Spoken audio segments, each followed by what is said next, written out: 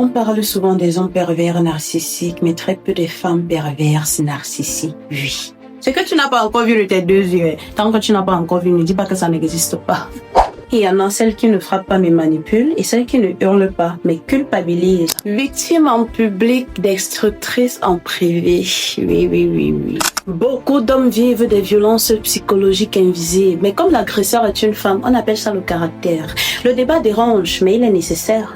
On parle souvent des hommes pervers narcissiques, mais les femmes perverses narcissiques existent aussi. Comprendre? La seule différence, c'est qu'elles utilisent d'autres armes. Elles manipulent par la culpabilité, elles contrôlent par les émotions. Elles détruisent l'estime de soi et puis jouent les victimes. Et quand l'homme se tait, on dit qu'il est faible. Ok. Bien évidemment, parce que quand une femme fait souffrir psychologiquement, on appelle ça du caractère. Mais quand l'homme craque, on dit qu'il est faible. Ce sujet dérange, je sais, mais parlons-en calmement. Il va être gentil. Certaines femmes ne sont pas toxiques par accident.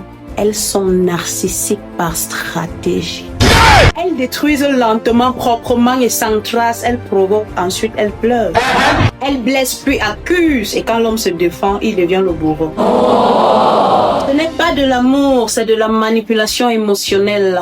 La perversion narcissique n'a pas de genre. Certaines femmes détruisent sans toutefois lever la main. Victime en public, bourreau en privé. La manipulation émotionnelle, c'est aussi une violence. Quand l'agresseur est une femme, on minimise. Le silence des hommes protège encore beaucoup de femmes toxiques.